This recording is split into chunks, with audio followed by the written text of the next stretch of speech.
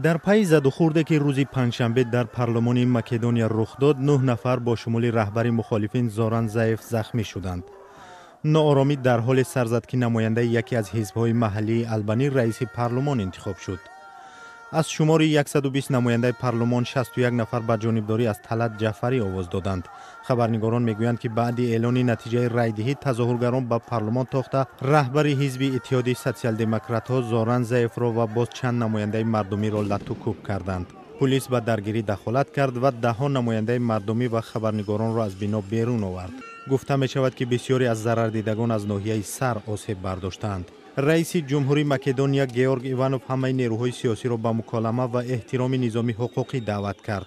احزاب اساسی این کشور و MPO، حزب حاکم سازمان انقلابی داخلی مکدونیا، حزب دموکراتی یگانگی مکدونیای نخست وزیر سابق نیکول گرویوسکی و حزب مخالفین سوسیال دموکرات رهبر شهردار سترومیتسا زوران ضعیف نام بر می شوند.